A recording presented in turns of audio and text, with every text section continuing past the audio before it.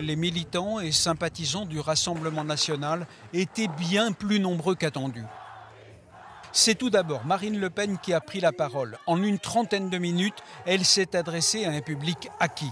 Dans ce secteur très rural, le RN obtient des scores très élevés. Demain matin, à 9 h, elle indiquera au nouveau Premier ministre François Bayrou ce qui est important pour elle.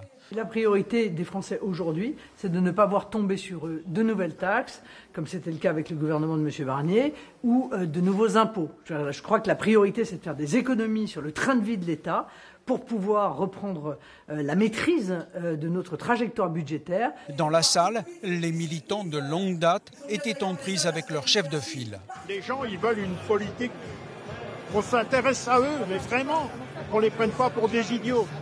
Les gens, ils veulent quelque chose qui se passe chez nous, On ne veut pas que ça se décide à Paris. C'est ensuite Jordan Bardella qui a pris la parole. Dans un autre style, plus politique, il s'est attaché à discréditer ses adversaires. Nous sommes la véritable alternance. Personne d'autre n'appliquera nos idées et notre programme, et certainement pas ce gouvernement de consensus mou qu'Emmanuel Macron nous prépare. Dans la salle, il y avait de très nombreux jeunes. C'est aussi un fait générationnel, il y a une véritable volonté de voir une autre politique être mise en avant pour le pays, une politique plus patriote, une politique plus souveraine à l'égard de notre pays. Et donc en l'occurrence, c'est un vrai espoir pour les jeunes aussi et il faut les comprendre. Marine Le Pen a dit ne pas craindre la décision qui l'attend en janvier, qui pourrait la rendre inéligible.